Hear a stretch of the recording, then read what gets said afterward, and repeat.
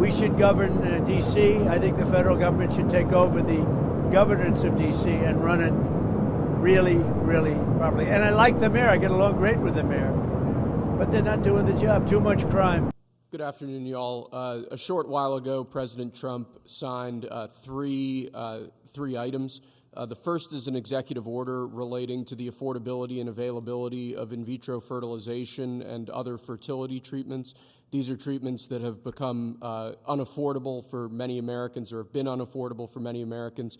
And the executive order is a directive to the Domestic Policy Council to examine ways to make IVF and other fertility treatments more affordable for more Americans.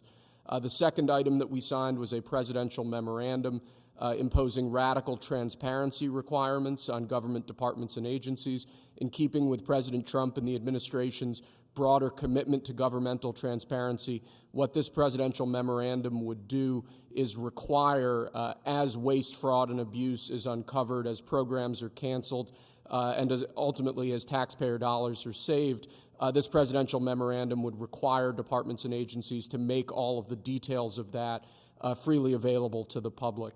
Lastly, we have another executive order that President Trump signed relating to independent agencies. This executive order would establish important oversight functions in the Office of Management and Budget and its subsidiary office, OIRA, supervising independent agencies and many of their actions, and also reestablishes the longstanding norm that only the President or the Attorney General can speak for the United States when stating an opinion as to what the law is. Thank you very much, Will. That was the primary purpose of this conference, to explain that they're all very important in their own way. Fertilization, I've been saying that we're going to do what we have to do, and I think the women and families, husbands, are very appreciative of it. But that was it. I do want to say while I'm up here, I've been contacted by some of the biggest companies in the world, and because of what we're doing economically and through tariffs and taxes and incentives, they want to come back into the United States. And we'll be announcing various very large companies, the biggest actually, and they'll be coming back, having to do with chips and having to do also with cars and lots of other things. We're going to be announcing some very, very big,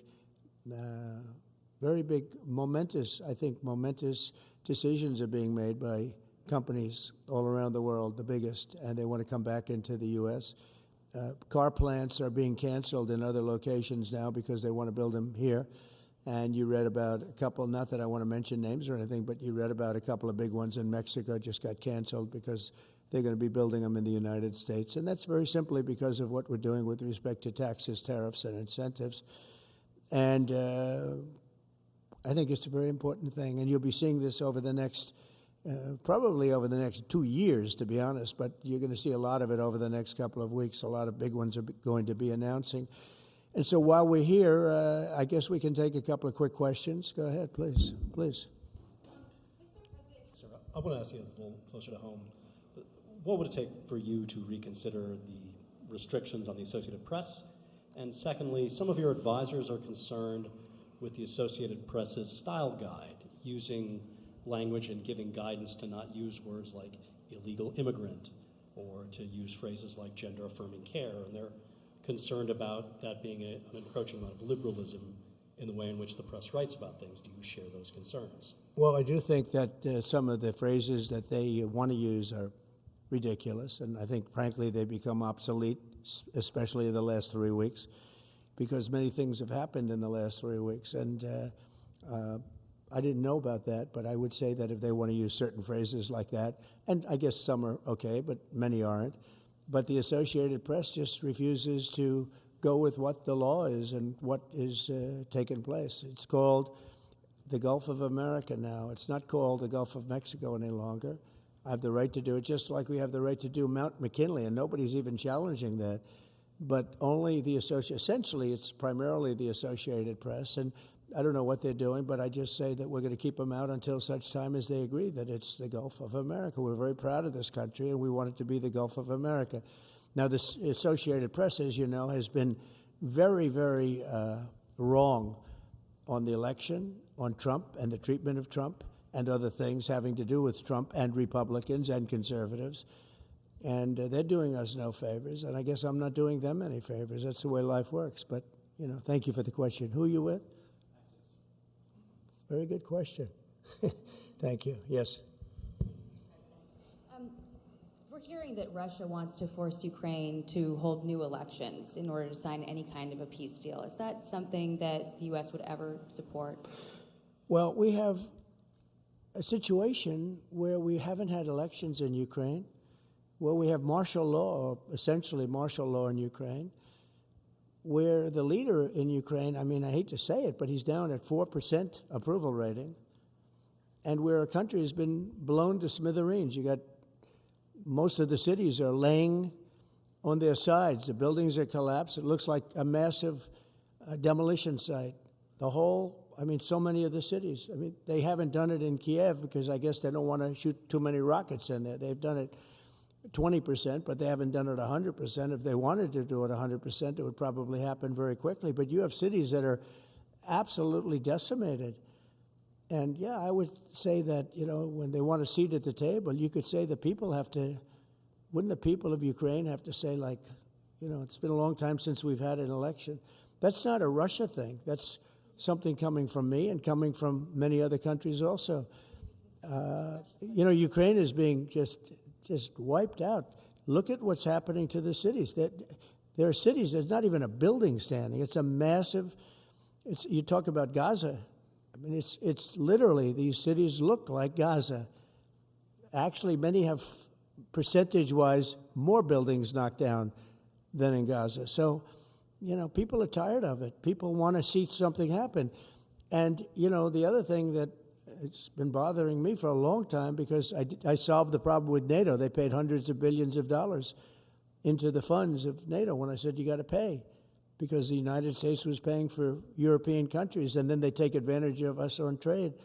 But I've seen it. Look, they have to pay. They have to find out, where's the money going to? We have, I believe, President Zelensky said last week that he doesn't know where half of the money is that we gave him. Well, we gave them, I believe, $350 billion, but let's say it's something less than that, but it's a lot. And we have to equalize with Europe, because Europe has given a very much smaller percentage than that. I think Europe has given $100 billion, and we've given, let's say, 300 plus, and it's more important for them than it is for us. We have an ocean in between, and they don't. But where is all the money that's been given? Where is it going? And I've never seen an accounting of it. We give hundreds of billions of dollars. I don't see any accounting. So I want to see peace. Look, you know why I want? Because I don't want all these people killed anymore. I'm looking at people that are being killed, and they're Russian and Ukrainian people, but they're people. Doesn't matter where they're from on the whole planet. And I think I have the power to end this war. And I think it's going very well. But today I heard, we weren't invited. Well, you've been there for 3 years. You should have ended it 3 years. You should have never started it. You could have made a deal. I could have made a deal for Ukraine that would have given them almost all of the land, everything, almost all of the land, and no people would have been killed, and no city would have been demolished, and not one dome would have been knocked down. But they chose not to do it that way. And President Biden, in all fairness, he doesn't have a clue. What he was so bad for this. It was so bad, so pathetic, so sad. But with all of that being said, look, it is what it is. When I left, there was no chance that this could have happened. But it happened because we had incompetent leadership at many different levels. But when you see what's taken place in Ukraine with millions of people killed, including the soldiers, millions of people killed, a big percentage of their cities knocked down to the ground. I don't know how anybody even lives there. When they say they took a poll and Zelensky's at 4%, who's living there? People are, it's hard to believe that people live there. Their cities are being knocked down, and this is something that would have never happened. And by the way, for 4 years, it didn't happen. It was never going to happen. Go ahead. One follow-up question. How would you counter the perception, because Russia's pushing for this, obviously, they don't really hold true elections, that would be a capitulation of some sort? How would you guard against potentially Russia installing a puppet government? And then finally, how would that new election have an impact on getting Zelensky to sign the rare earth minerals deal? Look, you have leadership, and I like him personally. He's fine. But I don't care about personally. I care about getting the job done. You have leadership now that's allowed a war to go on that should have never even happened, even without the United States. Look, we had a president who was grossly incompetent. He had no idea what he was doing. He said some very stupid things, like going in for portions and all of the things. He made a lot of bad statements, but he's grossly incompetent, and I think everyone knew that. This is something that should have never happened, would have never happened. And I used to discuss it with Putin. President Putin and I would talk about Ukraine. It was the apple of his eye, I will tell you that. But there was never a chance of him going in. And I told him, you better not go in. Don't go in. Don't go in. And he understood that. He understood it fully. But I'm only interested. I want to see if I can save maybe millions of lives. This could even end up in a World War III. I mean, to be honest with you, you've been hearing now Europe is saying, well, I think we're going to go in and we're going to go. All of a sudden, you're going to end up in World War III over something that should have never happened. And, you know, it's a very sad situation. Yeah, please. In a court filing, the White House said that Elon Musk is not a DOJ employee and has no authority to make decisions. Can you clarify for us today Well, Elon what Musk, his exact role is there? Yeah. Elon is, to me, a patriot. So, you know, you could call him an employee, you could call him a consultant, you could call him whatever you want. But he's a patriot. I mean, look at the kind of things. I just said, just write it down, just in case that question got asked, right? And which I'm surprised it took so long, actually. But you know what? Ukraine's a bigger deal because people are dying by the thousands a week, thousands. But look at this, from 90 to 99, Social Security, 6,054,000 people.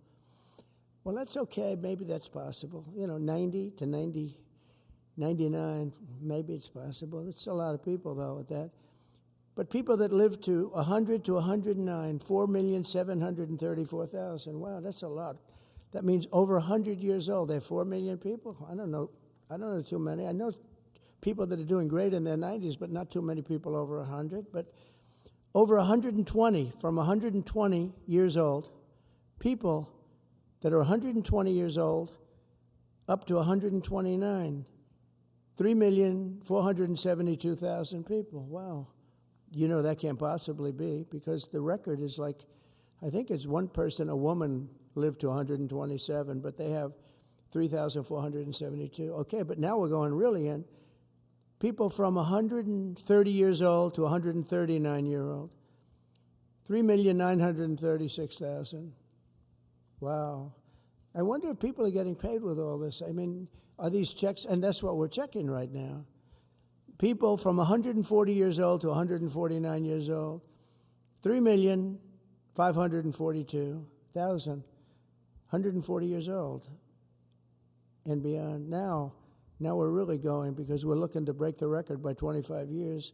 People from 150 years old to 159 years old, 1,345,000. These are in the, by the way, these are in the computer files. This is what they do well. They're super. I asked Elon, who are these DOJ people? He said they're super brilliant computer people and they love the country. It's simple. Wait a minute. People from 160 years old to 169 years, 121,000. So 160-year-old people. 170 to 179,000, 6,087. But now, let's go into the real numbers. From 200 to 209 years old, 879 people. From 210 years old, I haven't met any of them. And if I did, I would bless them. I would worship the ground they walk on. 210 to 219 years, 866. From 220 years old to 229 years old, 1,039. And then you have two people. From 240 years old to 249 years old, one person. And there's one person that's 360 years old. That's just that. And then, where's the money being spent, right? Let's go into that for just a second. $520 million for a consultant on the environment. It's called Environmental, Social, and Governance.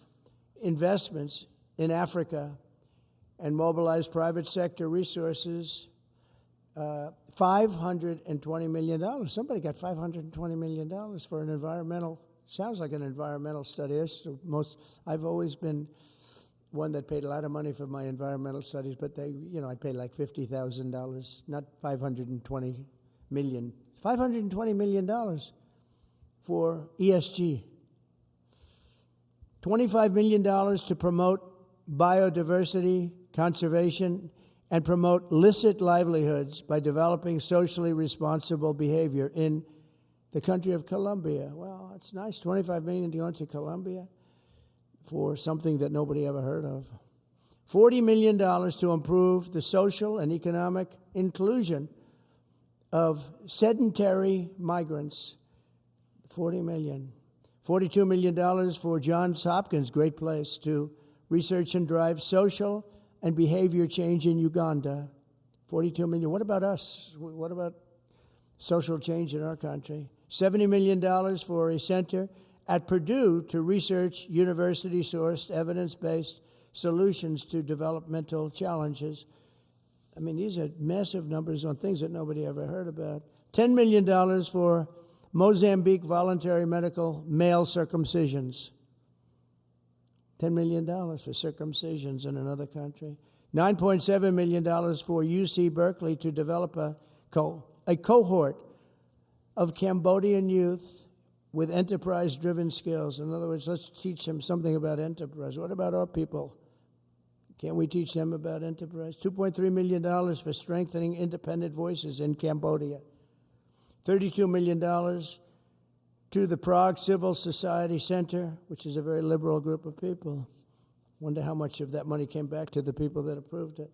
$14 million for improving public procurement in Serbia. $486 million to the Consortium for Elections and Political Process Strengthening, including $22 million for inclusive and participatory political process in Moldova, and $21 million for voter turnout in India. Well, why are we giving $21 million to India? They got a lot of money. They're one of the highest taxing countries in the world in terms of us. We can hardly get in there because their tariffs are so high. I have a lot of respect for India. I have a lot of respect for the Prime Minister. He just left, as you know, 2 days ago. But we're giving $21 million for voter turnout. It's voter turnout in India.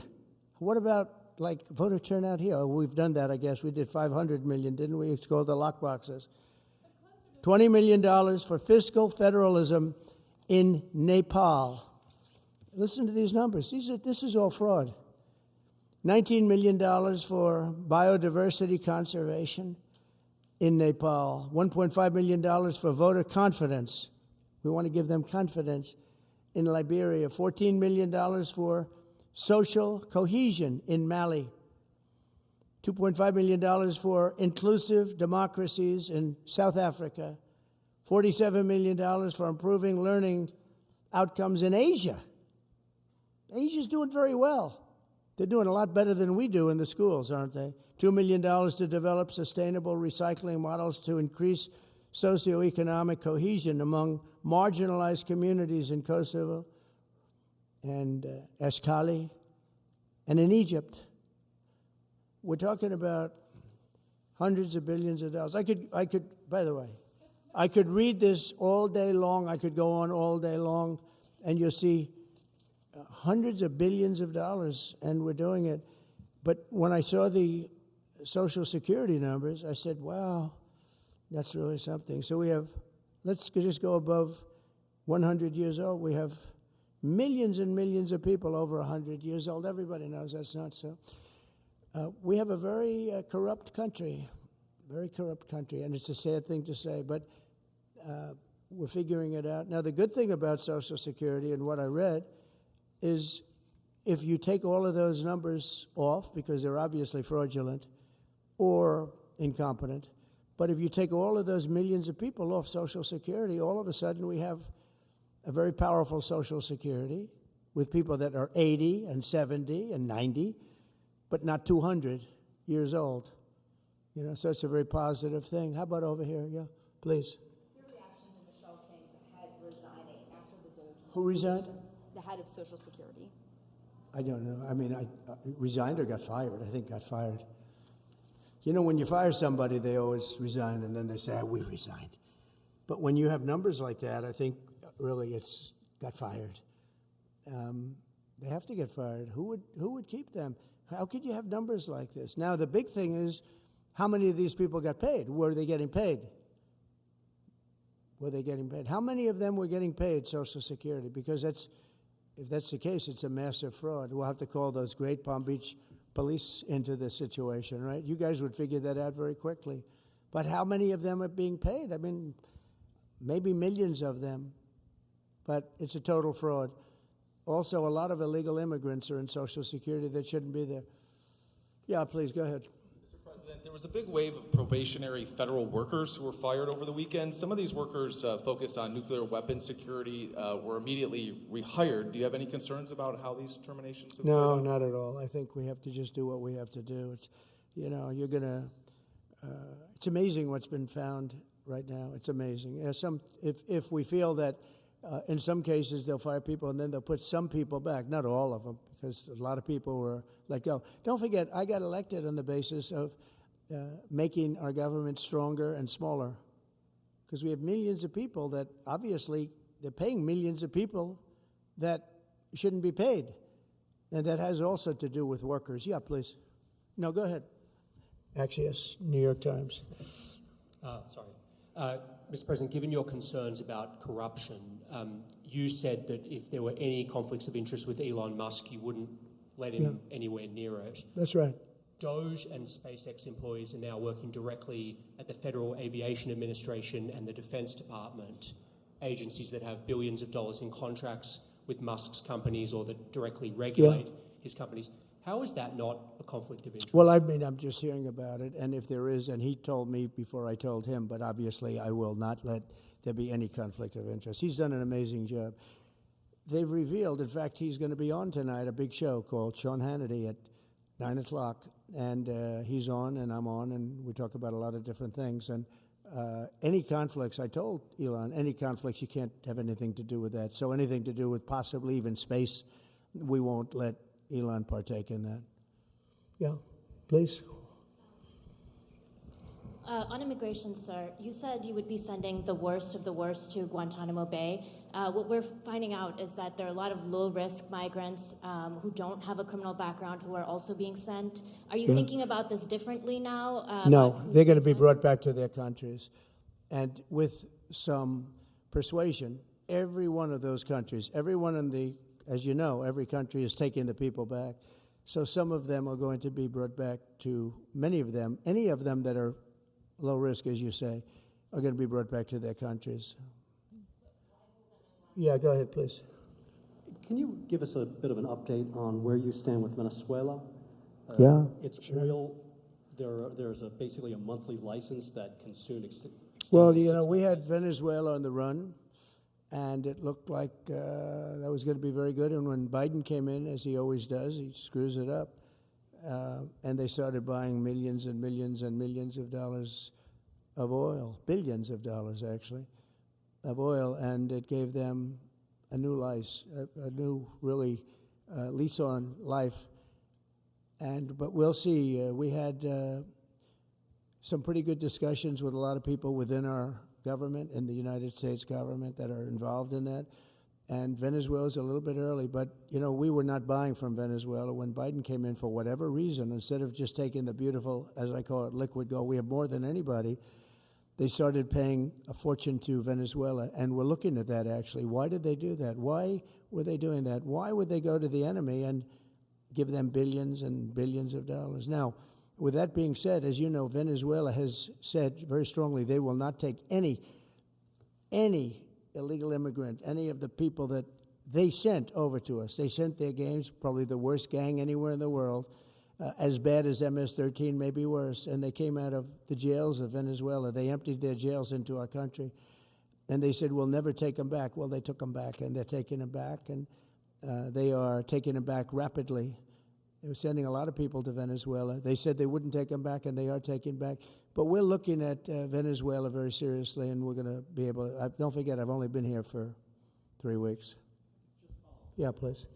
Just a little clarity on, are you inclined to continue to allow Venezuela, through I think Chevron and other oil companies, to export those petroleum products, or are you Maybe inclined not. to pull back? Yeah, maybe not. We're looking at that now. I just got here. When I left, they weren't doing anything. They were ready to go. We give up. And then Biden came along and he gave them literally billions of dollars. I couldn't believe it, actually. And we have so much under our feet, liquid gold. We have so much, and it was pretty amazing. So we're looking at the whole situation, why he did it. All right, how about one more? Yeah, please. Thank you, Mr. President. What can you tell us about the CIA drone flights over Mexico? Is this the next step in the war against the cartels? Well, we're going to see. Should they have authority to take lethal action? Mexico's allowed a tremendous number of people to go through their country into ours, and even people coming from Mexico, and illegals, totally illegal. They've allowed people to empty jails into Mexico and then let them come through with this totally ridiculous open border policy of the Biden administration. So millions of people have come in, and hundreds of thousands, and actually millions, are criminals. They came in from jails all over the world that release them into Mexico, and they come into our country. And they also came in from Canada, by the way, large numbers through Canada. In fact, when we closed up the one border, they came in through the other border. So Canada is not an uninterested party. But I will say this, we're dealing with Mexico. I have a very good relationship with Mexico, but I think Mexico is largely run by the cartels, and that's a sad thing to say. And if they wanted help with that, we'd give them help. But Mexico, if you look at what's gone on with Mexico for years now, but now especially, it's run by the cartels. And they've allowed millions of people to come into our country from jails and prisons of other countries from all over the world, not just South America, Africa, Asia, all over. A lot from the Congo in Africa, a lot. They opened their jails. They came in through Mexico, and we have some of the worst criminals coming in from the Congo and other places. So it's not just South America, and it's not just Venezuela, but they opened their jails. And you know, the crime rates in Venezuela and other places all over the world has gone way down. You know why? Because they've given us their prisoners, they've given us their drug lords and their gang members, and it's hard to believe that we accepted this. It's hard to believe that we allowed open borders, and we're taking in, you know, hundreds of thousands and millions of people coming in from all over the world that are absolute stone-cold criminals. In fact, 11,088 murderers, and many of those people have murdered more than one person. Why are they giving us these people, and why are we taking these people under Biden? You know, you had a border czar that never went to the border. Happened to be a vice president, never went to the border, never called the border people. I call them all the time. I speak to them all the time. But here's the good news. We have the most secure border we've ever had right now. As secure and even more secure than I had it 4 years ago. And the Border Patrol is doing incredible. ICE is doing incredible. Tom Homan's unbelievable, and Kristi Noem has been just working very, very hard, very, very hard. And we have the best numbers we've ever had, and we're going to keep it that way. And we're going to find out how a thing like this could have happened to our country, because who would allow this to happen? What they've done to our country is so sad. Thank you very much. Thank you. Thank you, President. Before the end of the month,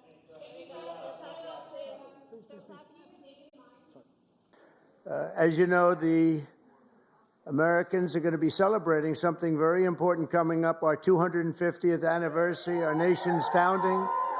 And when we do, we're going to look forward to honoring the contributions of countless Black Americans who fought to win and protect and expand American freedom from the very, very beginning. And some of my good friends are here today, and I appreciate you being. I'm not going to call out your names because Tiger will get very bored. He'll say, this is a little boring. This is a little boring if we do that. But I want to thank you all for being here. You are our friends, and we appreciate this. You, McGee, you are my friend. The last administration tried to reduce all of American history to a single year, 1619. But under our administration, we honor the indispensable role Black Americans have always played in the immortal cause of another date, 1776. We like 1776. In the very first skirmish of the Revolutionary War at Lexington Green, an enslaved black man named Prince Estabrook. You know Prince Estabrook? Yeah. Answered history's call and fought as the Minutemen alongside the other patriots of the very small Massachusetts town. Couldn't protect itself, but they did a good job. Prince was wounded in the early morning battle, becoming not only the first African-American soldier to fight in the Revolution, but among the very first Americans to spill their blood. One of the first in the nation to spill blood in that very, very tough time. Soon Estabrook joined the Continental Army and ultimately won his own freedom along with that of his fellow Americans. His legacy will endure, and we're very proud to honor him today. It's a very important day in our country, and we honor him. First person to spill blood happened to be Tim Estabrook. Today, I'm pleased to announce that we will be including the statue of Prince Estabrook in our new National Garden of American Heroes. We're going to be doing a Garden of American Heroes. And now that I think of it, I must tell you, sadly, most of them, I guess all of them are not with us any longer. I was going to put Tiger in the garden, but maybe you don't want to be there. I maybe should wait a little bit, huh? Like about 50, I think I'm going to wait about 50 years, all right? But Tiger's going to make it, okay? But I'm a little afraid to tell him yes, because he'd be the only one that's living. I don't know, Tiger. Tiger's rejecting that offer, right? Under the executive order I signed last month, this new beautiful outdoor statue park. It's going to be a statue park. It's going to be unbelievable. We're picking the final sites now. It's between various states that want it very badly. We'll honor hundreds of our greatest Americans to ever live, including countless black Americans, icons. The garden will predominantly feature incredible women like Harriet Tubman, Rosa Parks, Billie Holiday, Aretha Franklin, and Coretta Scott King. And I will showcase it will be something very extraordinary. It's going to be we're going to produce some of the most beautiful works of art in the form of a statue from men like Frederick Douglass, Booker T. Washington, Jackie Robinson, what a great athlete that was, Martin Luther King Jr., Muhammad Ali, he's not a bad athlete. What do you think, Muhammad? Not too bad. And the late Kobe Bryant. People love Kobe Bryant. And we're going to save Tiger Woods for another time. That's all that I can. I'm sorry. During Black History Month, we pay tribute to these heroes and to so many others, but not simply because they're black heroes, but also because they are truly American heroes who inspire all of us, very much so. The theme of this year's celebration is African Americans and labor, and we want to thank all of the black workers, construction workers, and every other worker. They do a job like nobody can do, and we want to just thank them very much for their contribution. Tim, the contribution you've made, Tim, is incredible. Opportunity Zone, so many people, he's the father of Opportunity Zone. I'm just the son, he's the father, because he came into the White House, the Oval Office, with this idea, and it's probably the #1 economic development project ever in our country. In 4 weeks, our new administration has achieved more than most administrations achieve in 4 years. We brought our country back. It's 4 weeks. Today is our 4th week. It's the end of the week. We are now starting our 5th, and I think we've done more in 4 weeks, well, certainly than the last administration did in 4 years. They actually went negative. They actually went in the wrong direction. Together, we're going to be fighting long and hard for Black Americans and all Americans. We're going to be fighting for all Americans. We've secured our border, and we're stopping the invasion of our country. You know, our border right now is more secure than it's ever been. And we had the record. 4 years ago, we had the record. We had the lowest number in history, and now the numbers, Tim, are even lower than they were then. And we're honored. We're allowing people to come in from all over the world, from prisons and jails, mental institutions, insane asylums, gang members. They had drug dealers. They had everybody dropping in. And we had this ridiculous open border policy. They drop in. And I'll tell you, the people that were affected the most were black people. You were affected the most in terms of the crime, in terms of the drugs and everything else. And We have the border shut down. We allow people to come in. We want people to come in, Tim, but we want them to come in legally. They're going to come through legally. So we're protecting American workers, including millions of black workers, and we have a thing called reciprocal tariffs. If they charge us, we charge them. This is opening up. We just signed the bill, and we're going to take in billions and billions of dollars, and we're making our country very healthy again and very rich again. We want to be very rich again. We've been taken advantage by everybody, and you've been watching Doge, where we found billions, tens of billions of dollars of fraud and waste and abuse, and that's just the beginning. And Elon Musk has done an amazing job, I have to tell you. Him and his super geniuses, you know, these are seriously high IQ people. And nobody's going to talk them out of anything. They go in and they're finding billions. I mean, literally tens of billions of dollars that we just started. And I think that's going to have a big, big impact, Brooke, right? So we want to just really say, and I have to say to you, I look at this turnout, I look at the love in the room. This is just love in the room. And I remember the first time I did this, my first administration, one of my first meetings, there wasn't this large a crowd, Tiger. We had about 5 people in the front. We had maybe five black people right in the front, right about there.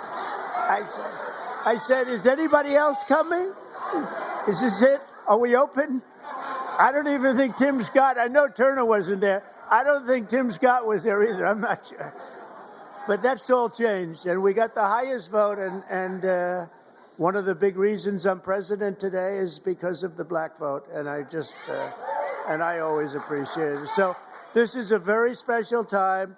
It's Black History Month. We love you all. We're going to work with you. We're going to make America greater than ever before. We're going to do it together. And I want to thank you all for being here. It's an incredible honor. And to my great golfing friends, I want to thank them in particular because they really are. They make a lot of money. They don't have to be up here with me. Tiger doesn't have to be here. Adam doesn't have to. They don't need this. But they love you and they love our country. Thank you all very much. Thank you. Thank you. So I'll begin by introducing Secretary of State Marco Rubio. He scares me because he got 99 votes. So that's either unbelievably good because he's an incredible diplomat and therefore he's Secretary of State and you couldn't have picked it, or I'm a little nervous about you, Marco. And the only vote he didn't get was our Vice President, who couldn't vote because he had just left. So you got 100%. But it really says something. I think it says working together. It's an amazing tribute, I think. I'll let you know about it. I'll let you know about it in about 2 years, everybody. Marco's been great, and he's been in some big meetings with people at the highest level of states that we would say, states meaning other countries, that we would have said wouldn't have dealt so well, but they're dealing very well. You have a great group of people with Steve Witkoff and Michael Waltz, and we're making amazing progress. I mean, we've made more progress on that situation, which is Ukraine, than they have in 3 years. Again, it's so sad that it began, but we're also working very hard in the Middle East. Another one that wouldn't have happened, we would never have had, that you wouldn't have had October 7th. They had no money, Iran was broke. We had sanctions up on Iran that nobody's ever seen before. They were literally broke, and they were not giving any money to Hezbollah, to Hamas. And how about Hamas yesterday with the babies? How about that? You know, we're going to take that. We're going to continue to take that. I don't think so. But I want to just thank you, Marco, for doing a great job, and Scott, you also. Scott went all the way to Ukraine. I said, don't do it. That's why they have telephones. But it's always better to meet in person. But I just didn't feel that it was good, and it was dangerous. You saw things on that train ride that you didn't like, I understand. You know, it's a pretty dangerous ride, a long ride. How long was that? 10 hours. 10-hour ride? That's after you get there. And a very dangerous journey, but he wanted to do it. He's a patriot. He wanted to do it. It's better to do it than it is with a telephone. Always better. I always say it's much better to meet in person, but that was dangerous. I like him. Therefore, I didn't want him to do it. If I didn't like him, I would have suggested he do it. In fact, I'd say, go back today and let's give it another shot. But I hear that they're going to agree pretty much with what. But that's not the big thing. The big thing is getting it done, and we'll get it done. Also, somebody who's been so popular right from the beginning, very, very little opposition, but she's fantastic. She was the Attorney General of Florida for 8 years, highly respected, and just an amazing person, amazing leader and woman, Pam Bondi. Good, Pam. How's it going? Good? You got enough work? You got a lot of work over there, I'll tell you, man. She's going to be unbelievable. I don't even think about it. Interior Secretary Doug Burgum, and Doug, I don't know if Doug's here, he was last night. Oh, good. You just disappear right into the woodwork, huh? Doug is a man who made a lot of money, actually, but in technology, sold to Microsoft for a lot, and decided he wanted to do a Trump thing, and he did, and he won easily. And he became a great governor of North Dakota, and really good. And he was all of a sudden thrown into the oil business, right? And he took that to a level that nobody ever thought possible. The job you've done there has been amazing. And I watched he ran, and I said, I like that guy. He was one of the few that didn't hit me. He was after my position, but he never said anything bad about me. I said, okay, that's one checklist that we have good. You know, it's one of the ones, but he was an amazing governor, and he really became an expert on energy. And when I was with him, I realized I wanted him someplace. I didn't know exactly where, but I thought it would be the Department of Energy. I kept talking because the state has done so well. And I said, look, I want you to just hold it, and I want to put you there. He said, sir, I have somebody much better than me on energy. Who? Chris Wright. I said, who the hell is Chris Wright? He said, is Chris here? I don't even know. Is Chris here? Hello, Chris. Boy, am I giving him some build-ups. I did the same thing last night. But he's the top guy in the whole, they say, on the planet for energy, in all forms of energy. Even clean, beautiful coal that we're going to be using like Germany does now. They're opening up a plant a week. And they're opening up in China more than, somebody told me, 2 plants a week, you know, but we're supposed to use the wind, which doesn't work. Doesn't work from a practical standpoint. But I just want to welcome you because you had the greatest man. When he said, you're probably the only man, because I know Doug, he's got a big ego. And you're the only man I've actually heard him say something. He said, he's so much better than me on energy, he's better than anybody. And so we made a move, and you gave up a tremendous position to do this. And we want to thank you, but we have to get going because when we bring the energy costs down, we have more energy than anybody in the world. We just didn't use it. Can you imagine?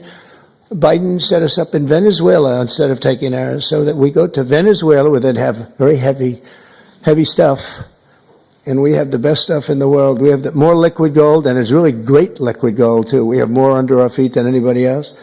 But we went to Venezuela to buy oil instead of taking it from our own land and, you know, drilling a little hole in the ground. About, how big is that hole? About a foot? About a foot, yeah. We drill a little tiny hole, and we could have taken it instead of all of the problems. And then we made Venezuela strong again. You know, they've given them a lot of money.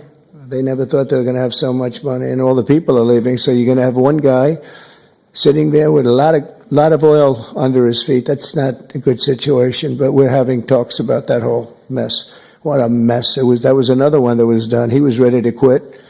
He was going to be out. Marco, you know that better than anybody. Marco's been very staunch against what took place there. And we were going to have that in any form we wanted it. But Biden made them strong. It was the worst administration in history, and I say that with a lot of Democrats, but I think you believe it too. You can't say it, but you believe it. But I just want to thank you, and if you get those prices down, you know, that's what caused inflation, the energy. I mean, the spending, but I think even more so the energy. The energy went up. They stopped the oil leases. They stopped a lot of things that we were doing, and then they went back to what we were doing as much as they could because the prices were going through the roof. Remember that initial surge? It was brutal. And they went back. They let any rig. They let any rig that we had up just drill. You know, and they ended up doing similar numbers, but we wouldn't have been at those numbers. We would have been double or triple those numbers. Those were from years ago.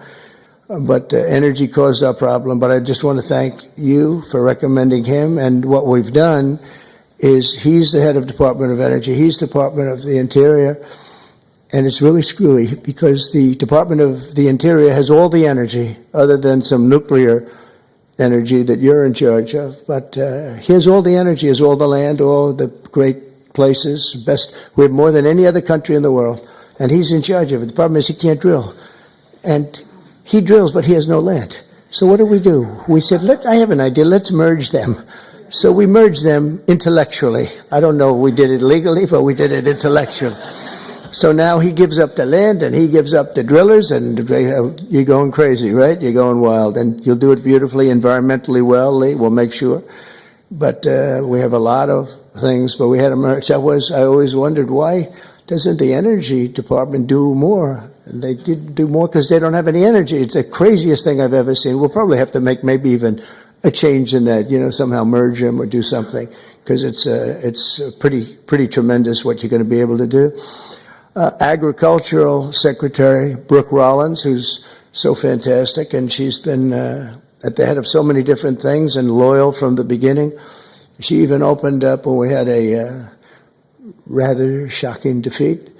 She opened up we call it an institute. I've never seen anybody raise money like her. She raised hundreds of millions of dollars on this fabulous thing. But I said, look, we want to win another race because I think it's really important to win twice. And I won 3 times, if you think about it. So but it's only the Republicans smile when I say it happens to be true. But Brooke has been amazing, and it was really tough because this last election, I go to a person and say, sir, I just gave you $10 million. Oh, where did you give it to? I gave it to Brooke. You gave it to Brooke. She's spending it on policy.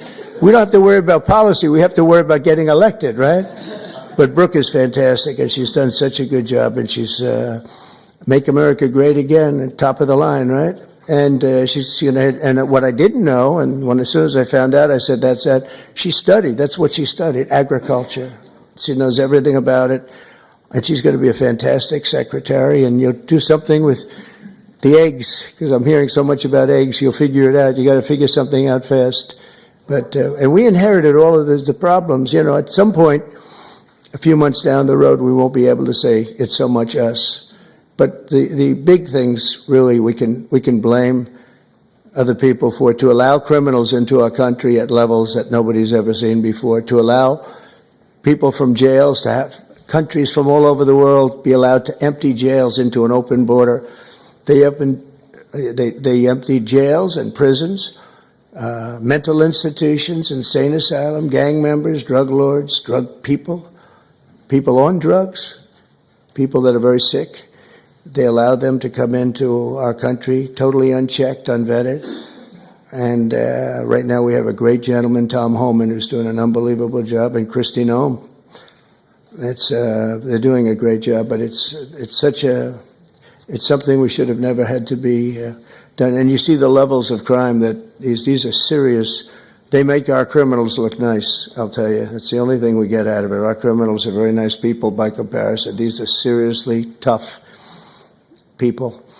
The various gangs, whether it's MS-13 or the Venezuelan gangs, they're as tough as nobody's ever seen toughness like this. Secretary of Health and Human Services, nobody knows this particular gentleman. He sailed right through. I thought he'd get a lot of, I said, well, he's going to get a lot of Democrat votes, Ron. I said, he's going to be an easy one, right? I told Ron DeSantis, I said, this one's going to be so easy. He's going to get all those Democrat votes. I don't know. You thank goodness for the Republicans, right? Robert F. Kennedy Jr. And where is Bobby? Where is Bobby? So congratulations. Was that as easy as you thought? Just quit. Well, in the end, they all voted for him. He did pretty well. You got through. But, we have one stat that I quote, the autism stat. And you hear different numbers, but it's thousands. They say between 10 and 20,000. So if you go back 15 years ago, we had like nobody. It was 1 in 20,000. Now we have 1 in 34. Is that right? 34. So 34 or 36 kids have autism. And if you go back, I guess 18 years, that whenever that was done, it was 1 in 20,000. So we got from 20,000 to 34, 36. That's unbelievable. So there's something wrong. There's something wrong. We've done something wrong. There's something, you're going to figure it out. Maybe it's a spray that we spray all over the place that nobody else does. Other countries don't. The Pennsylvania Dutch, they don't do anything, and they're amazingly healthy.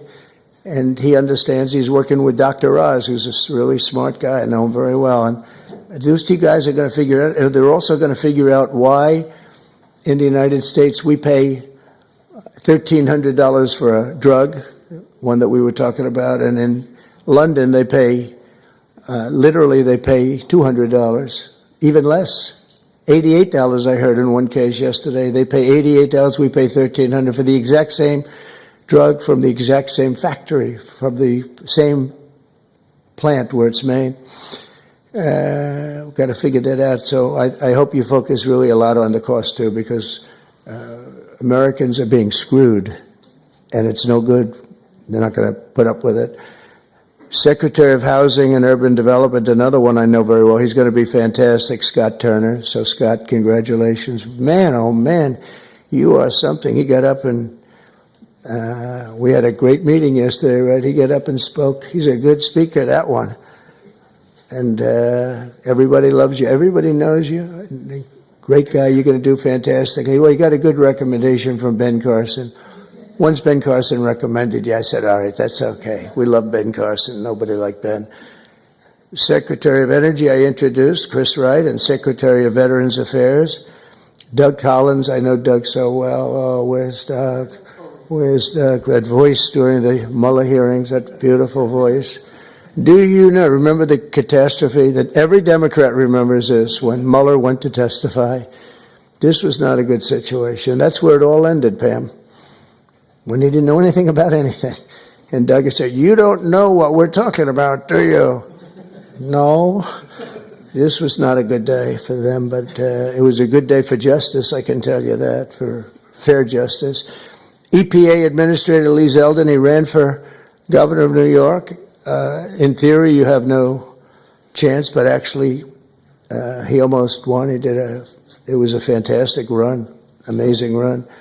And he's very smart. He was a congressman. He was fantastic on the hoax, the various hoaxes I had. I had a lot of hoaxes, so many I don't want to name them all. We don't have enough time, but he was always very strong, great lawyer, tremendous lawyer, and also a big believer in the environment and keeping it good and clean and healthy. And I just want to thank you for the job. And the only thing I ask is that you go speedily, because, you know, a lot of people use the whole process, the environmental impact process, to delay projects. We just want them to go quickly.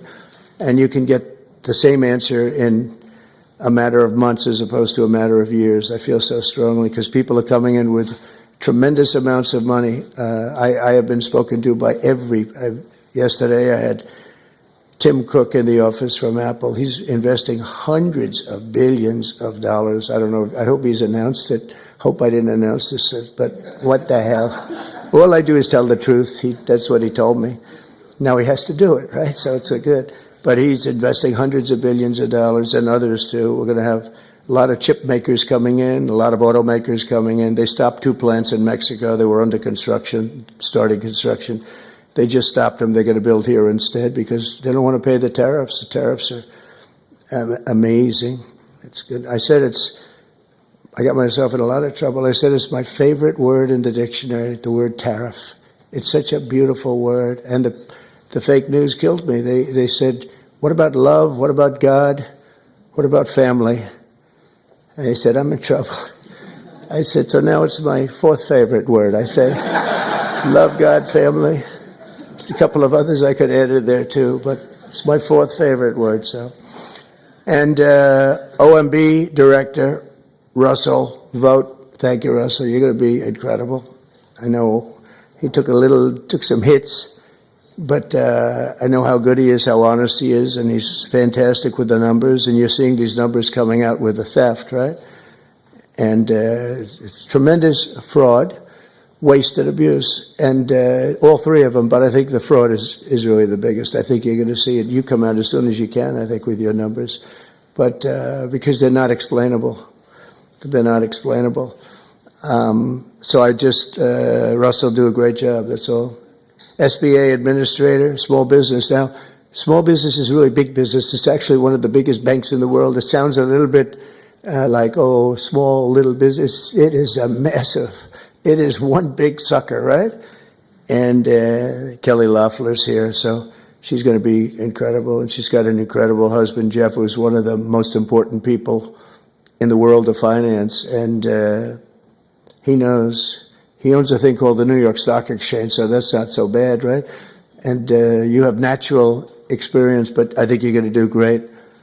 And there's a lot of fraud in there from the past, you know, with all the money that was handed out. It was, you know, billions and billions of dollars. Director of National Intelligence, Tulsi Gabbard. Where's Tulsi? Is she here? Hi, Tulsi. I haven't really seen you. Good luck. Do well. Have fun. We built a building. The building cost like $12 billion. The building is loaded up with intelligence. Lots of luck figuring it out, right? Good. It was, he was treated pretty rough for a person that's an incredible patriot. We've all known that. So it's nice that you're sitting with Bobby, because you too, you went through a lot. But you know what? You're going to be stars. And over the past month, our new administration has taken unrelenting action to fix every single disaster that we inherited, and we inherited a lot of them, the border being, I think it's the most difficult one of all. The rest we can get fixed, including foreign countries that are doing things that they shouldn't be doing. And one of the reasons that we won the election by so much, because we won it in everywhere. We won the popular vote. We won the 7 swing states, all 7 by a lot. And we won by millions of votes to popular. It's always hard. I guess it hasn't happened in a couple of decades for a Republican to win the popular vote. I think that that's changing so rapidly. But we had another thing that was pretty amazing. We had, of the 3,000 counties, we won 2,500 of them. And the Democrats won 500. It's a lot. They've never seen anything like it. It would actually, you would have thought that the numbers would even be much higher. When you win 2,500 counties to 500 counties, that's, when you look at the map, you've all seen the map, the one that got certified and came out just recently. It's like almost totally red. And it's my honor. We're going to just work it out. But we've really become the party of common sense, and I think it's important. I think it's important for the Democrats' common sense too. We're going to deal with you, and we're going to deal on a common sense basis. And I know a lot of you agree with a lot of the things. I don't know. Sometimes you're not allowed to say it, unfortunately. But I think we'll be all better off if everybody says it. That includes Republicans saying the right things. So on day one, I declared a national emergency on our southern border to stop the invasion of our country, because we were being invaded. Millions and millions of people. I figure 21 million people, and of that, 2 or 3 million were criminals. And many of them were people that countries didn't want. They would put them in these massive, large caravans. I came up with that name a long time ago. That's what it is. It's a caravan. And these are people, in many cases, they might not be criminals, but they're people that the country didn't want. They didn't work. They needed help all the time, or they needed assistance, or whatever. Our country's got a lot of people in it right now. And we're going to make sure that everybody's treated fairly, but we got to change it. It's the most difficult problem, I think. Additionally, the heroes of ICE have been really hunting down the really bad ones, and we are going. They're incredible people. ICE. They were being shunned by Biden. They were being mocked. And let me tell you, these are tough men and women. But they're tough. They'll see like a MS-13 band of thugs out on Long Island, and they'll bring up the paddy wagons. They get in, and they'll say, no, one of them, 2 of them, killed 2 young girls in Long Island. For some reason, they like Long Island. MS-13 loves Long Island. I don't know what that's all about.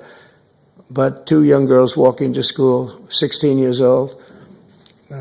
in the morning, they were accosted by a group of MS-13 thugs, and they don't use guns as much. They use knives. They like using knives, and they cut them up, cut them into pieces, and left them and killed them, cut them up into pieces, little pieces. And they used knives because it's more painful. And ICE went in. They have no fear of these guys. They went in and they just knocked the hell out of them. And they'll go into a pack. They call it a pack, not like a political pack. Political packs are slightly nicer.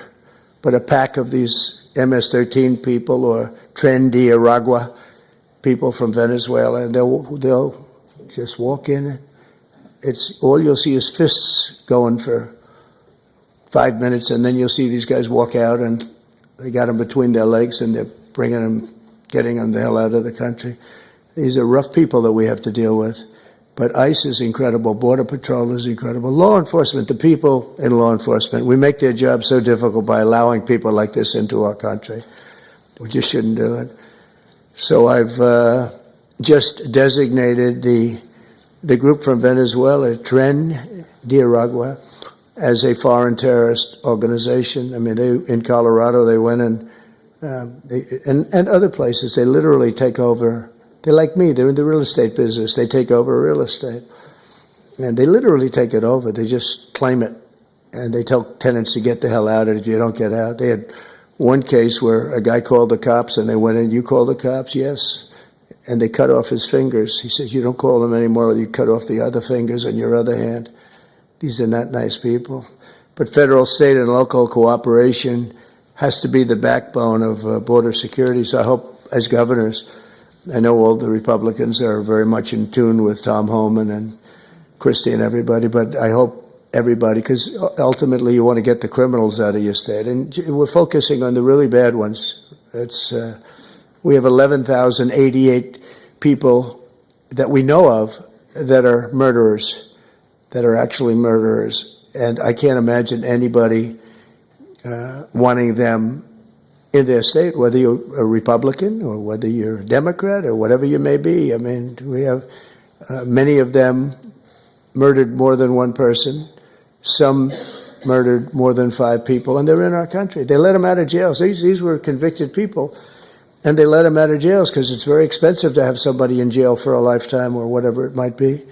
And they brought them in here. The American people expect every city and state to fully honor ICE detainer requests, and we hope they can, and to ensure the safe transfer of criminal aliens into federal custody for immediate removal from our country. You know, many of the countries said, "We're not ever going to let them back." Under the Biden administration, I remember it's Venezuela, he's a tough guy, and others, they said, "We're not letting them back. They're out of here, and you'll never bring them back. They're not coming into this country." And Biden said, "Oh, we can't bring them back. They won't take them." Well, we took them. And every single country now, you saw it with Colombia, you saw it with Venezuela. In fact, they actually offered to send planes to pick them up, and they'll pick them up so that we don't have to go through the expense of sending a plane. Is that correct, Marco? Even Marco couldn't believe that one. But they literally are sending planes to pick up these people. And they're rough people, and they're picking them up, and they're putting them in the planes. There's no excuse for any state attempting to aid and abet dangerous criminals, killers, drug dealers, really bad people who are violating federal law and violating the law by being in our country. To combat inflation, I declared a national energy emergency, and we had to do that. One of the things we've done is by doing that, we can go very quickly. You know, a lot of companies are coming in, but they need tremendous electricity, amounts of electricity. Who would have thought, Doug, right? But they need more electricity for AI than we have right now in the country. In other words, we have electricity now for the whole country. They need that just for that one industry. So they're coming in with, and we're going to be leading. We're now leading on that. We've really opened it up, and I hope it's good. But we opened it up, and we're leading China by a lot. But China's giving them tremendous electricity because they do whatever they want to do. But we're working with Lee. And I've told these people they're going to spend hundreds of billions, trillions of dollars, actually. So I need double the energy that we have right now, and even more than that, from what I'm understanding, which is hard to believe. In other words, take every car, everything, every building. We need, whatever it is, 100% of the energy, we need that amount just to be in the number one position. And we need really more than that to really dominate, which I think we'll be dominating. But I told them, and they can't believe it, I said, we're going to get you quick approvals, and you're going to build your own electric plants so that you're going to create your own electricity when you build your plant, which will be massive. These are massive plants. But when you build your plant, we're going to let them build an electric generating plant where they build like a utility. In other words, instead of using Con Edison, like we have in New York, hello, Governor, nice to see you back there. And we do have Con Edison, and they don't do a bad job, actually. But, they could be a little cheaper with the price, perhaps, but they don't do bad. But we build our own utility. They can have their own utility. If they have any extra, they can put it onto the grid. But this way, they're not subject to a bad grid or a dangerous grid or a grid that gets taken out by bombs or war or anything else. So they actually couldn't believe it. They said, you think you could get that approved? Yeah, I'll get that approved very quickly. They couldn't believe it, and they're so happy. And they're going to do some in Virginia, some big ones. But we're going to go, and this way, it's really a self-service. They just have this massive building with a large electric generating facility that'll be powered by natural gas, mostly. Some will use coal, some will use nuclear, clean coal. I only say clean coal, but some will use nuclear. They have their right to do it. None will use wind, because wind doesn't work. It's just terrible how an environmental person can like wind. It kills the birds. It's very expensive. It's 7-8 times more expensive than other forms of energy. Every wind turbine in the country that goes up needs massive subsidies. It's really the only energy that needs subsidy, essentially. The solar's doing okay. So it's the only one. But to combat inflation, I declared that national energy emergency, and we're going to unleash the liquid gold under our feet to bring the prices way down. That's going to happen. And again, we're going to have a big part of that's going to be natural gas, which is very, very clean, and clean coal. We're going to do as many forms of energy as we can. And it's going to be something I think everybody knows, and you're going to call me or anybody else if you have difficulty or problems, but you're going to have levels of business being brought to this country that you've never seen before. The tariffs are bringing them more than anything else. The country's bringing them, but the tariffs are bringing them. They hadn't been here, and we're creating tremendous tax incentives. But the biggest incentive is they don't want to pay 100% tariff or 200% or whatever it may be. And as you know, we're going to be announcing tariffs on cars from foreign countries of 25%. That'll be done in probably April 2nd. I was going to do it April 1st, but I said I don't like that date. It's going to cost a lot of money to wait one day. You know, I don't know. What do I do there, Pam? Maybe should I do it just April 1st? It costs a lot of money, that extra day, Marco. You figure what that costs. Let's do it April 2nd, right? I just don't want to take the abuse. We created the new Department of Government Efficiency, which you may have heard about, DOGE, which is now waging war on government waste, fraud, and abuse. And we've begun the largest deregulation of industries and other things. It's proper deregulation that has ever done. I lead the way. On my first 4 years, we did more deregulation than any other president in history. And I brought a little list along that I thought I'd just read some of the places when you mentioned DOGE, some of the places that this money has gone. And these are the ones that I feel I could read. There are some that are so nasty and dirty and horrible that I don't want to really read them, because I assume they have television on. I have guarantee they do. I let the press in today because we have nothing to hide, right? It's much better. They said, do you want to let the press in? I said, why not? You think Biden would do that? I don't think so. $520 million was given for a consultant to do ESG, that's environmental, social, and governance investments in Africa. $520 million, $25 million to promote biodiversity, conservation, and social responsibility behavior in the country of Colombia. 25 million, $40 million to improve the social and economic inclusion of sedentary migrants. They have no place in particular they were thinking of. There is no location. The money was sent out, but they have no idea where it's going. $42 million for social and behavior changes in Uganda, and $10 million for Mozambique medical male circumcision. People that want to be, or have to be circumcised in Mozambique. $14 million for improving public procurement in Serbia. $486 million to a consortium for elections and political process strengthening, which $22 million was for inclusive participatory political process in Moldova. And $21 million going to my friend, Prime Minister Modi in India, for voter turnout. We're giving $21 million for voter turnout in India. What about us? I want voter turnout too, Governor. $29 million to strengthen the political landscape in Bangladesh. Went to a firm that nobody ever heard of. Got $29 million. They got a check. Can you imagine you have a little firm, you get 10,000 here, 10,000 there. And then we get $29 million from the United States government. There are 2 people working in that firm. 2 people. I think they're very happy. They're very rich. They'll be on the cover of a very good business magazine pretty soon for being great scammers. $20 million for fiscal federalism, and $19 million for biodiversity in Nepal, and $47 million also for improving learning outcomes in Asia. Asia got a lot of money. $50 million plus another $50 million for condoms for Hamas. They gave $50 million, and it worked out so well, they gave another $50 million a little bit later. Condoms, $100 million for Hamas.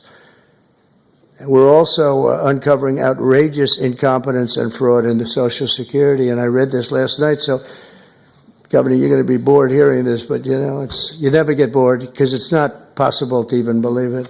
So if you live 100 years, it's a long time, but let's assume that they had millions and millions of people living, because they have like 10 million people in the Social Security living. But let's go over 100. So now you're more than 100 years old. We have 4.7 million Social Security numbers, people from the age of 100 to 109. So if you're 100 to 109, we have 4.7 million people on our Social Security rolls, right?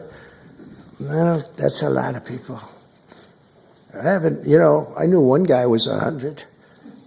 The great Lenny Litwin, he was a builder in Manhattan. He lived to 103. You knew him. He was one of the greatest builders. He was so happy. The reason he lived, he loved building. He'd build a building a year, right? Never had a problem. You knew Lenny Litwin, I would think, Governor, right? He was a great guy and got along with everybody. He got along with Democrats, Republicans. Everybody loved Lenny. When he died, it was a bad day for New York, I'll tell you. He was a great guy. But he lived to 103, 104 because he just loved his business. He was designing a new building at 103, and that was the end of it. He didn't quite get the design finished. But you had 3.6 million people aged 110, substantially older than good old Lenny. From 110 to 119, you have 3.6. These are the people on the rolls. Now we're looking to see whether or not they've been paid, because if they've been paid, then you're just using those numbers to take out the money, all the money that's paid to those people. 3.47 million people from the age of 120 to 129. 3.9 million people age 130 to 139. 3.5 million people age 140 years old to 149 years old. I think this is the case for Pam. I think I might give you this, Pam, just you can have it. In fact, I will. 1.3 million from age 150. There's 1.3 million people, they're saying, are alive and receiving Social Security. Now, that's the only thing we're checking. Are they receiving it? Because if they're receiving it, that makes it much worse. If they're not receiving it, that just makes it incompetent. They shouldn't be on the rolls. And the only thing good about this is that when we take all these people off the rolls, and we have tremendous fraud underneath, with people that are 80 and 60 and 50 and everything else, but this is really incredible. 1.3 million from 150 to 159, and over 130,000 people are on the rolls of Social Security. over the age of 160 years old, including 1,039 people between the ages of 220 and 229. So we have, think of that, we have 1,039 people who are 220 years old to 229. We have one person at 240 years old, and here's the beauty of them all. We have one person at 360, which is strange because the country is 250. So it's been there 110 years older than the country. Here, Pam, you better take a look at this. That's much better for you than for me.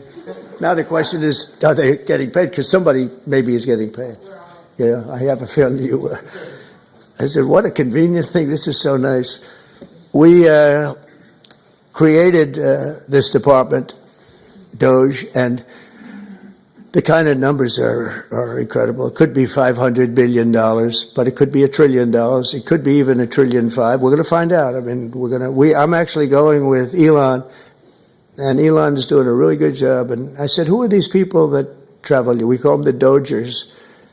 And I said, what are they? He said, they're generally young people with extremely high IQs who are very good with computers, because you have to be good with computers. So when one of these scammers talks and tries to tell them why it's perfect, they said, no, it doesn't work that way. You know, it's very hard to talk them out of something when they have you. But we're actually going to Fort Knox because I want to see, do we have the gold? Do we still have whatever it is, tons of gold?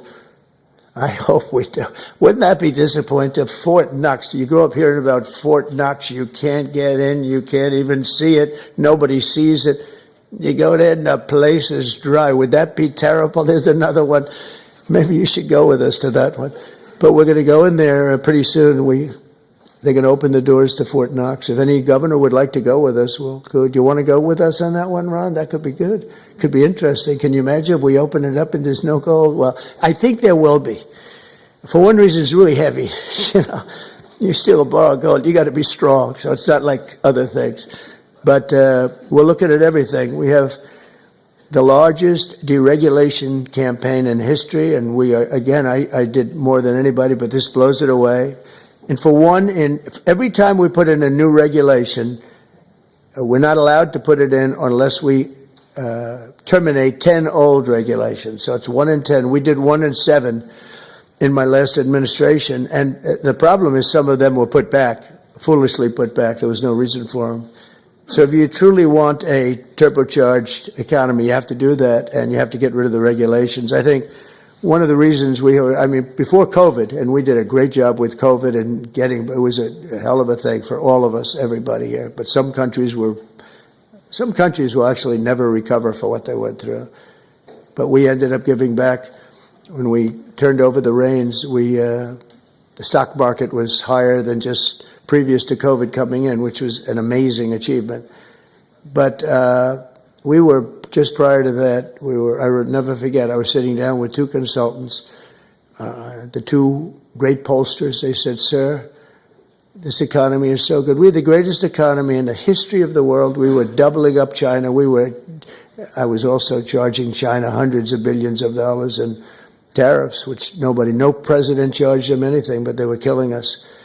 But we were beating everybody. Everybody said that in 2018, China was going to overtake us as the biggest economy in the world. And by the time I got finished, we were so much bigger than China, and we still are now. But another 4 years like we had just passed, you will have China being much bigger than you. There's no reason. If we have a smart president, there's no way that they should ever be able to catch us.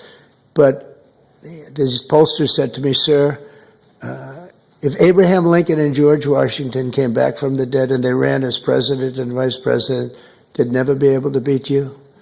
I said, thank you very much. The next day I go into my office and a group of scientists are sitting there. Sir, we'd like to tell you there's something very bad happening in China. There's dead bodies all over the place. And that's the first time I heard the word pandemic in a long time. And that's where it started. And you know where they were? All around the Wuhan lab. That's why from day one, I was saying, they had little slits like this. You saw them from the air, from space. and there were just little slits, but they were body bags. They were black body bags all over, so many. And that's where it came from. One other thing, I just before we leave, I think you should do this. For my safety and security and for the good of our nation, you should do it anyway, regardless, even if it costs 10 times more, but it actually costs you just a tiny fraction.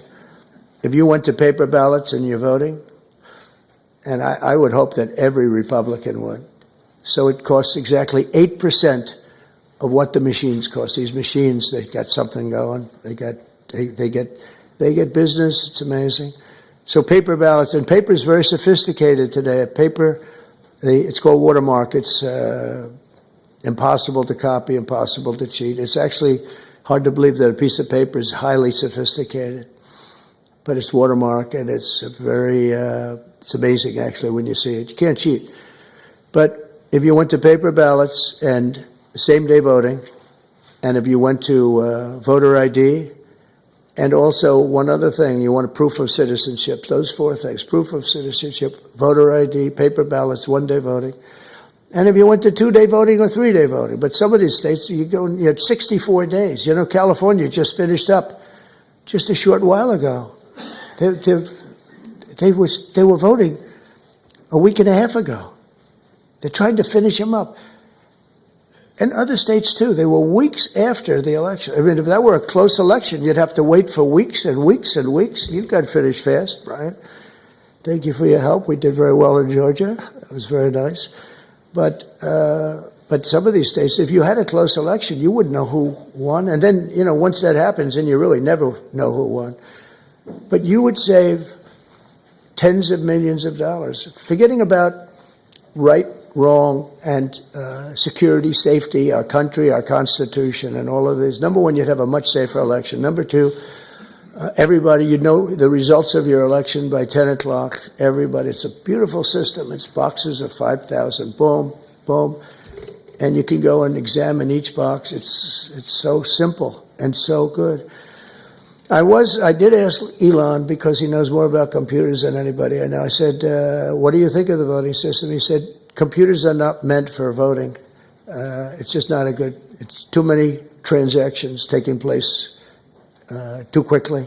It's just not, he said, honestly, and I've gone to the best people, the smartest computer minds from MIT, from others. My uncle was a professor for 41 years at MIT, and a brilliant guy, and I got to know a lot of the people up there. And they will tell you that the most secure way that you can secure the election, and probably the fastest way, because there can be very little hanky-panky, is paper ballots. Can you believe it? So I hope, Sarah, that certainly the Republican governors, but if you want to save a lot of money, you go to paper ballots. It'll cost you 8% of what the costs are now. And that's based on a good deal for machines. And then when you go through the days and weeks and months of waiting, France had mail-in ballots. Anytime you have mail-in ballots, you're going to have fraud, without question. And France had it, and they went back to paper ballots. And I saw their election, and their election was over at 9 o'clock, and their numbers came in at 10:05. And there were no complaints. They had a winner, they had a loser, 39 million votes, and it was done. We're one of the only people that has now mail-in voting, one of the only countries that has mail-in voting. Remember Jimmy Carter when he did a commission, and I think they had Scoop Jackson, they had some, at the time, big senators, and their conclusion was, if you have mail-in voting, you're going to have massive fraud. And we had it in New York with the congressional race. Remember the congressional race? It took them forever like 6 months later, they declared, who was it, Jerry Nadler or somebody? They declared him the winner, 6 months later. But it was somebody. Oh, no, it was the woman, the congressman. I won't mention her name. But she won. But she didn't win, and it was really very sad to see that whole thing. Democrat, that was a Democrat and a Democrat. That was a primary, but they had the mail-in voting. It's just a disaster. So it's very, very expensive. If you want to save money, if you really believe that the computers work, which they don't, But if you want to save a lot of money, all you have to do is go to paper ballots, and you'll be cutting it down by millions and millions of dollars. So America will take off like a rocket ship. You're going to see things. It's so great for the governors, and Democrat governors are going to have, you're going to get the benefit of this. You're going to be opening up plants, and you're going to be, I hope we have enough people. We're going to and we want people to come into our country, by the way, I do, but they have to come in legally. So we need people in the country, but they have to come in legally. 2 weeks ago, I signed an executive order banning men from playing in women's sports. Many Democrats are fighting me on that. I hope you continue, because you'll never win another race. And it's just crazy. If you look at what happened with the boxing, if you look at what happened with the weightlifting numbers, where a record that hadn't been broken for 19 years got shattered. But, they put up an eighth of an ounce here, an eighth of an ounce there, and it's 218 pounds or whatever, a lot. And hadn't been broken in 19 years. And then a guy walks up who transitioned. He transitioned, and he knocked out that record by about 100 pounds. That will be a record not going to be broken again in a long. So we put a ban on it, and to protect women. I mean, the women, if you watch the Olympics, you had two transitioned people that were fighting in the women's boxing. They have women's boxing category. And if you saw that, it was brutal. What happened to the Italian woman was a really good boxer. After one punch, she said, no more. I've never been hit. It was a left. It was not even it was just a left jab. She got hit so hard, she said, I can't do it. They forced her to go out. No, go out again. You'll do it. Goes out again, gets hit again. No, that's it. She didn't want to die, and it's crazy. But the NCAA has complied immediately, by the way. That's good. But I understand Maine. Is Maine here, the governor of Maine? Well, are you not going to comply with it? I'm complying with state and federal laws. We are the federal law. Well, you better do it. You better do it, because you're not going to get any federal funding at all if you don't. And by the way, your population, even though it's somewhat liberal, although I did very well there, your population doesn't want men playing in women's sports. So you better comply, because otherwise you're not getting any federal funding. See you in court. Every state, good. I'll see you in court. I look forward to that. That should be a real easy one. And enjoy your life after governor, because I don't think you'll be in elected politics. Every state has a responsibility to comply with Title IX. They have an obligation, a legal obligation, and we'll be enforcing aggressively, and we're going to be protecting our citizens. We're going to protect. So just to end, this administration has been fighting for parents' rights and universal school choice. We want to do something that I think many people in this room want, and even if you don't, I think you do want it, but you might not be able to say it. We want to move the schools back to the states, so that Iowa and South Carolina and Georgia and all these states can run your own school system. And you'll do a fantastic job, Kim. You're going to do great. I mean, I use your example because you're so much into the education, done a great job with school choice, and you'll do your school choice. That'll be the easy thing. But we want to get it back, take it away. So just some stats. So at last, it's usually we're 38, 39, or 40 out of 40. They take the 40, I guess, biggest, most important, whatever it might be, but 40 countries. And we were 38, 39, and congratulations, but 2 months ago, 3 months ago, we hit number 40. So we were last in terms of education in the world. And we were first in another category, though. We were first in cost per pupil. So we spend much more, and by the way, second wasn't even close. So you have Norway, Sweden, Denmark, Finland, China. So there goes the big country theory, right? They have 1.4, they're rated number 5. That's a little bit scary, isn't it? But they're all rated well, spend much less per pupil than we do. We spend the most per pupil and we're rated less. Think of that. Can anything be worse than that, Sarah? Huh? So what happens is we are going to make a very strong push on closing up the Department of Education. We'll have one person sitting there just to make sure that they're teaching English, reading, writing, and arithmetic, okay? Just, that's all. The rest of it is up to the governors. We have great governors, really smart people. Brian, I think you'd love to have it in Georgia because you could do a great job. And you're being told, Ron would love, Ron sitting there saying, oh, give me the education. You're being told by people in Washington that don't know much about your state and maybe don't like your state, maybe don't like you, maybe don't like your pupils, about what they should be doing. And I'll tell you what, we will compete. Many of our states, I figure 35 of them, we're going to have 35 great ones. We're going to have 5 that are okay. Then we'll have another 5 that are blah. And then we're going to have 4 or 5 not so good. But in a place like New York, we could take it as an example. Westchester County, you go Westchester, Suffolk, you go out in Long Island, you do upstate New York. You break it up into quadrants, Manhattan. But I think you could do a great job. I think the states will do a fantastic job. And we send the money directly to the states. And we're not looking even for the cuts, but you'll spend a lot less money. You're going to spend a lot less money. As somebody that spent a lot of time in Washington over the last number of years, it seems like every building is a Department of Education. But I'm saying, what do these people do? What do they do? But if we could send education back, and Linda, as you know, is going through the process right now, and I think she's doing really well. She's great, Linda McMahon.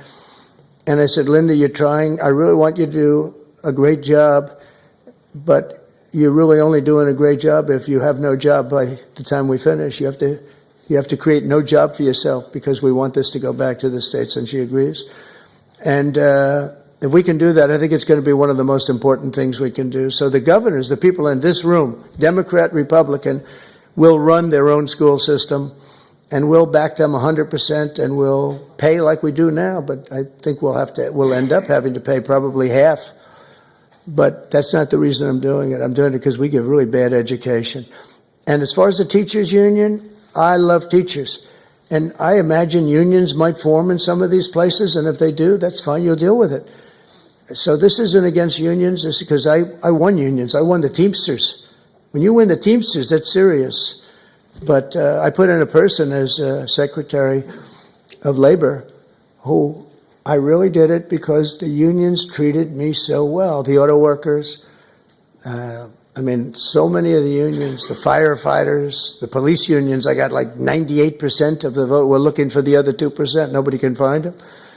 So, I grew up in New York, which was union territory. But we want to be able to have great education. If we don't have education in this country is going to go down. When you hear China is rated number 4 and 5 every year, and they're a serious competitor. So I want to thank you all, and I do want to say again, call me at any time. I will take your call. If you're a Democrat, I will put you ahead of the Republican. If I have a Democrat or Republican call Simon, I will put the Democrat first. Okay, I promise. And probably, sort of promise, right? No, I will. We'll take good care of the people in this room.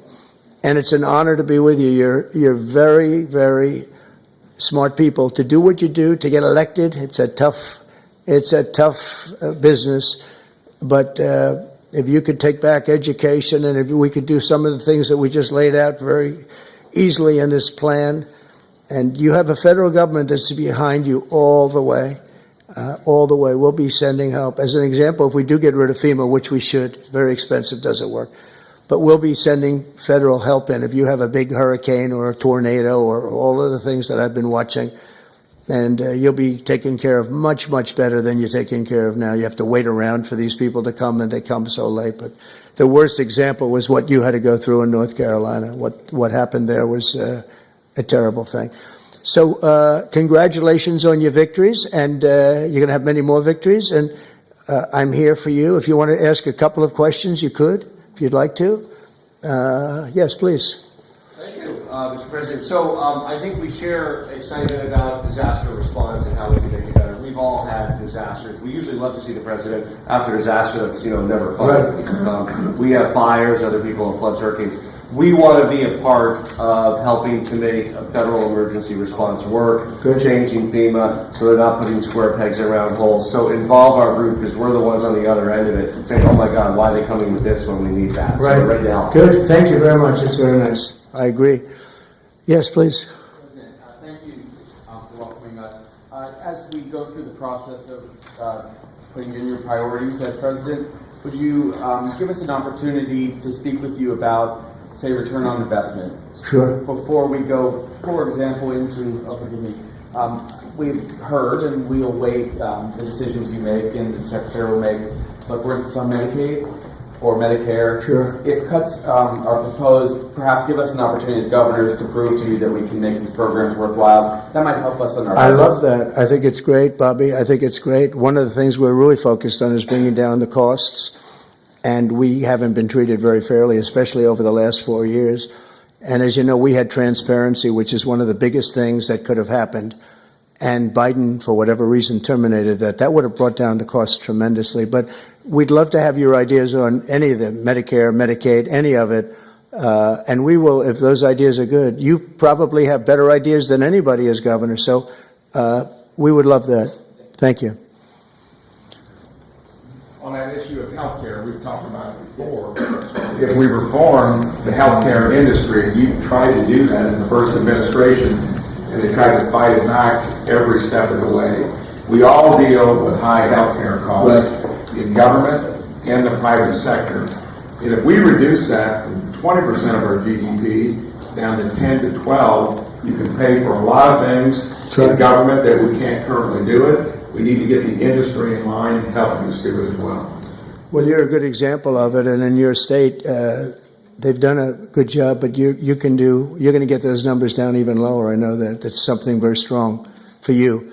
And as you have ideas, I'd love you to pass them along to the other governors here. But there are some states that have done a really, really good job with that, and we are totally open to suggestions. Right? Thank you. Yes, Henry? Mr. President, thank you for having us here. It's the de minimis rule in tariffs. We've got the amount that is self-declared now is $800. If you say your package coming from wherever is under $800, it's not inspected, there's no tariff on it. Problem is there are a lot of things coming in that are over that. That's right, and we're not doing that anymore. And also there's fentanyl coming in, I think, to all of these states. That's a real problem, and I think that everyone is sharing that. Thank you, Henry. So I had a deal with President Xi just prior to leaving office, but before the election, that President Xi was going to give the maximum penalty to anybody sending fentanyl into the United States. His maximum penalty is death. If you notice that every country that has the death penalty has no drug problem. They execute drug dealers. And when you think about it, it's very humane because every drug dealer on average, they say, kills at least 500 people, not to mention the damage they do to so many others, but they kill large numbers of people. China, Singapore, actually there are quite a few, many in Asia where they have the death penalty. There's no drug problem whatsoever. They come to our country because we have a much softer policy. We give them a slap on the wrist and say kill a lot of people. So we're going to, I don't know if our country is ready for it. I am ready for it, the death penalty if you deal drugs. You know, you have to set out guidelines like fairly large numbers, etc. But you'll have it go down very greatly. One of the things we're going to do is we're going to do an advertising campaign. They're working on it right now, and that's saying how bad drugs are for you. I was speaking actually to the president of Mexico saying, you know, you can't send the people through your country. And I said, you know, you're not a big drug-taking nation. You send us plenty of drugs, but the people aren't drug-taking. And she said, yes, we're not a consumer nation. That was a very interesting term. And I said, so why aren't you? What are the reasons? Why is it? It's true, Mexico, they don't have a lot of drug problems in terms of taking the drug. He said, well, two things, and a lot of you could do the second thing. He said, we have very strong family values. I said, but so do we. I mean, I see people, they die of a drug overdose. The daughter, the son, the mother and father will never be the same, never be the same. Their life is ruined. Their life is over. I've seen it so much. So we have strong family values, also family members and relationships, just as strong as Mexico. What's the other? Well, we spend a lot of money on advertising saying how bad drugs are for you. And I said, oh, I never learn anything on phone calls. This time I learned something. I said, I never thought of that. Because we set up like committees, and you can't have the death penalty, I guess, but I don't know, someday somebody's going to get sick of it and do it, and you won't have any drug problem in this country.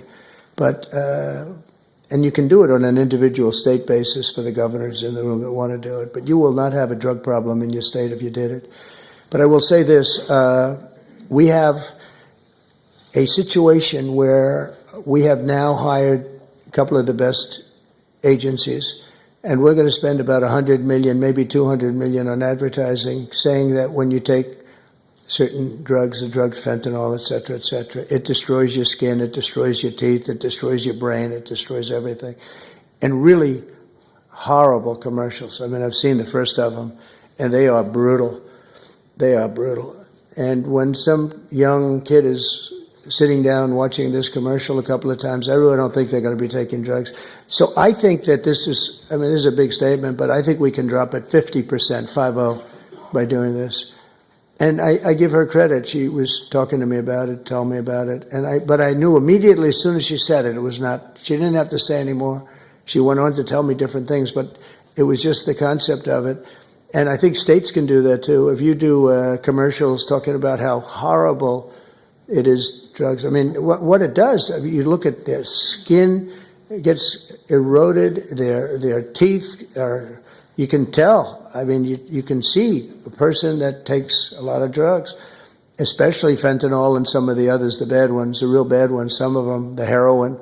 It's unbelievable what it does to people. And we're going to put very, very strong ads. And now that I'm thinking about it, I think you should put on strong ads too. Really strong ads. I think it's an unbelievable thing. We'll all do it. We're going to do it on a national basis, but you can do it individually on an individual basis. And you can also look, I think, you'll have to get rulings in this, but your states have the right to go death penalty also for drug dealers. And but only do that if you want to get rid of drugs, because if you don't do that, it's a little tough. But I think the advertising will have a huge, I think we can get it down by 50%. We did great. We got it down 18%. I said, that's not a lot though. Everybody was giving us credit. 18. And 18% to me, we set up committees with the First Lady of the United States on a blue ribbon committee. But they didn't know too much about El Chapo and the various people that we're talking about. It's a smart group of people. But I'll tell you what, the advertising could be unbelievable. And I hope the states do it. You're not talking about a lot of money. You're talking about peanuts, actually.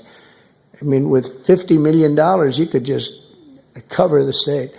And if you did that, and I'm going to do it, I think we can get drugs way down. I think we can get it down by 50% when you see it. I've seen some of the ads. It's, man, if a person looks at the ads that I saw, they're not going to be taking drugs.